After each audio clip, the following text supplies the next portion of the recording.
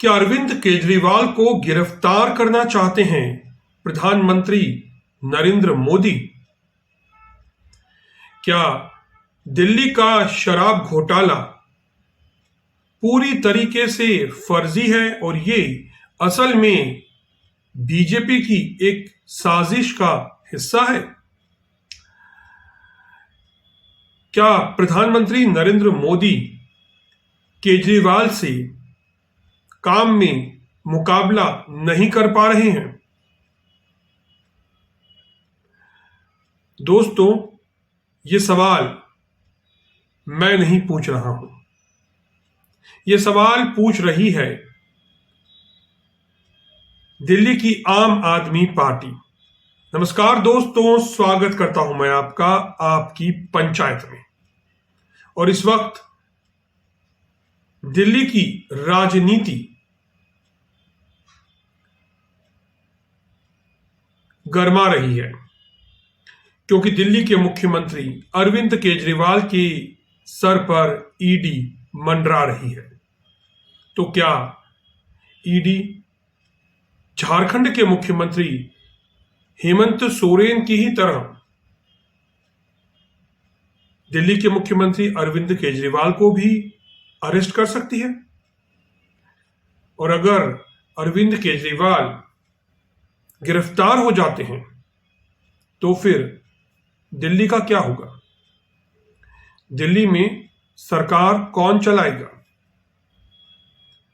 अगर अरविंद केजरीवाल गिरफ्तार हो जाते हैं तो फिर दिल्ली का मुख्यमंत्री क्या कौन होगा? और क्या केजरीवाल जेल से ही दिल्ली की सरकार चलाने वाले हैं? इस बात को लेकर आम आदमी पार्टी में गहरा मंथन हो रहा है और आम आदमी पार्टी दिल्ली की जनता से यह सवाल पूछ रही है कि यदि केजरीवाल गिरफ्तार हो जाते हैं तो क्या उन्हें जेल से ही दिल्ली की सरकार चलानी चाहिए? अगर आप दिल्ली में रहते हैं तो आम आदमी पार्टी का नीला पीला ये पर्चा आपके हाथ जरूर लगा होगा और इस पर्चे में क्या लिखा है ये भी मैं आपको बताता हूं। दोस्तों, इस पर्चे में सबसे ऊपर आम आदमी पार्टी ने लिखा है कि अरविंद केजरीवाल को आखिर क्यों गिरफ्तार करना चाहते हैं प्रधानमंत्री नरेंद्र मोदी। इसके बाद इसके नीचे आम आदमी पार्टी की तरफ से यह लिखा गया है कि इस पर्चे को जरूर पढ़ें। इस तरह से कोट किया गया है और यह लिखा गया है कि यह पर्चा आपके लिए पढ़ना बहुत जरूरी है। आमतौर पर जब आपको कई तरह के पर्चे मिलते हैं, कई विज्ञापन होते हैं, तो आप उन्हें इग्नोर करके आगे बढ़ जाते हैं, लेकिन इस पर्चे पर आम आदमी पार्टी ने लिखा है कि इस पर्चे को जरूर पढ़ें। इसके बाद आम आदमी पार्टी इस पर्चे पर लिखती है कि शराब घोटाला फर्जी कैसे है। ये बताते हुए आम आदमी पार्टी ये बताना भी नहीं भूलती कि मोदी जी केजरीवाल से काम में मुकाबला नहीं कर पा रहे हैं और यही कारण है कि वो केजरीवाल को गिरफ्तार करवाना चाहते हैं। दोस्तों, बीते दिनों झारखंड के मुख्यमंत्री हेमंत सोरेन, जो अब झारखंड के पूर्व मुख्यमंत्री हो गए हैं, उन्हें ईडी ने समन भेजे थे। एक एक कर कई समन भेजे गए, लेकिन हेमंत सोरेन ईडी के सामने हाजिर नहीं हुए। आखिर ईडी के अधिकारी झारखंड पहुंचते हैं और मुख्यमंत्री आवास में हेमंत सोरेन से घंटों पूछताछ की जाती है और इसके बाद जो होता है वो हजारों टीवी कैमरों के जरिए पूरे देश ने देखा कि किस तरह हेमंत सोरेन को ईडी ने गिरफ्तार कर लिया और वो उन्हें दिल्ली लेकर आई।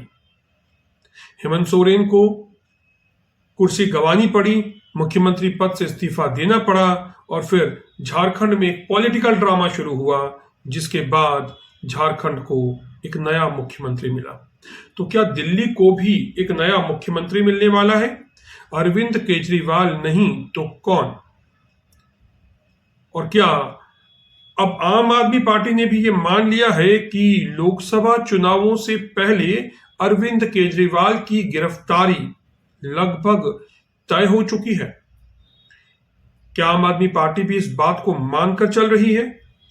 राजनीति के विश्लेषकों और जानकारों के सामने इस वक्त ये सवाल भी चर्चा का विषय बना हुआ है, क्योंकि आम आदमी पार्टी ने जिस तरीके से पर्चे बंटवाकर जनता से सवाल पूछा है और जनता के सामने अपनी सफाई पेश की है, वो आखिर क्या संकेत दे रहा है?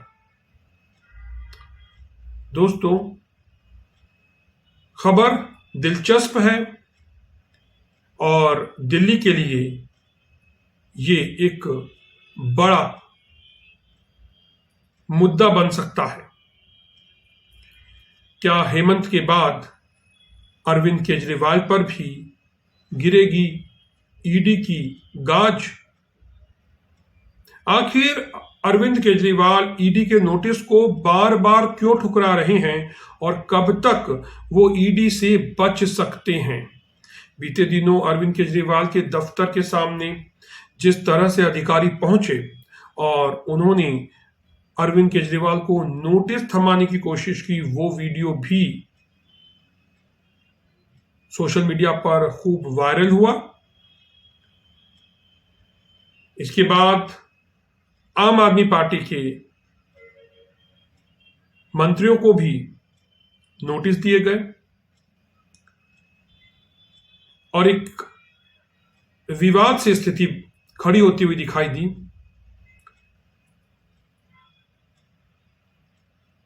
अब सवाल यह है कि क्या अरविंद केजरीवाल अगर गिरफ्तार होते हैं तो फिर उन्हें इस्तीफा देना चाहिए या फिर उन्हें जेल से ही सरकार चलानी चाहिए?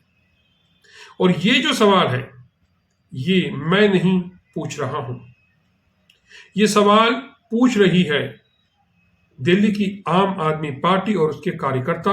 ये कार्यकर्ता दिल्ली में घर घर जा रहे हैं और लोगों से सवाल कर रहे हैं कि यदि अरविंद केजरीवाल गिरफ्तार होते हैं तो क्या उन्हें जेल से सरकार चलानी चाहिए? दोस्तों, दिल्ली की मंत्री हैं एक आतिशी मारलेना।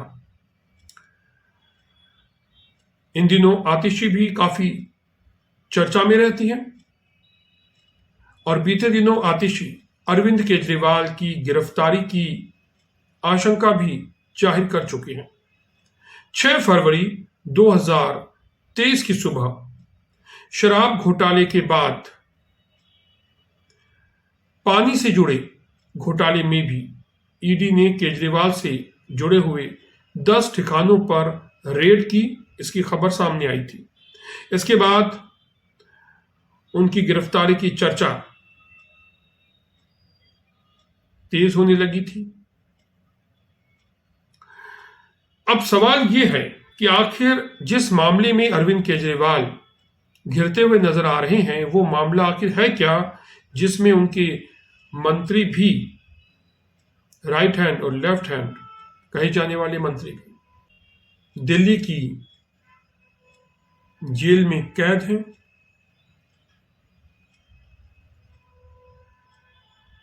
आखिर शराब घोटाले में लेटेस्ट क्या हुआ ऐसा अपडेट कि इसकी जांच मुख्यमंत्री अरविंद केजरीवाल तक जा पहुंची? दोस्तों, मैं आपको बताता चलूं, शराब घोटाले में सुप्रीम कोर्ट ने भी दिल्ली के पूर्व डिप्टी सीएम मनीष सिसोदिया को जमानत देने से इनकार कर दिया था। अब तक सिसोदिया की 5 जमानत याचिकाएं कोर्ट खारिज कर चुका है और इस केस में करीब 338 करोड़ रुपए का लेन देन हुआ था, ऐसा बताया जाता है। और इसमें मनीष सिसोदिया की जो भूमिका है वो संदिग्ध बताई गई थी। कोर्ट की क्या टिप्पणी थी? कोर्ट ने कहा था कि ऐसा लगता है कि शराब नीति में प्राइवेट प्लेयर्स को फायदा पहुंचाने के लिहाज से बदलाव किए गए थे। 30 अक्टूबर 2023 की बात करते हैं, जब सुप्रीम कोर्ट के फैसले के बाद ईडी ने दिल्ली के मुख्यमंत्री अरविंद केजरीवाल को समन भेजा और अब तक 5 समन जो है वो भेजे जा चुके हैं। सीएम केजरीवाल इन सभी समन को ठुकरा चुके हैं और समन ठुकराने के पीछे की वजह ईडी का जो समन है उसे वो राजनीति से प्रेरित बता रहे हैं। और दावा यह भी किया जा रहा है कि ईडी के पास केजरीवाल से संबंधित एक विटनेस भी है, गवाह भी है, यानी ईडी का जो केस है केजरीवाल के खिलाफ, दिल्ली के मुख्यमंत्री अरविंद केजरीवाल के खिलाफ, वो काफी पुख्ता बताया जा रहा है। तो 5 समन के सर्व होने के बाद क्या ईडी उन्हें गिरफ्तार कर सकती है? चलिए देख लेते हैं कि कानून इसमें क्या कहता है। पीएमएलए एक्ट के सेक्शन 50 के तहत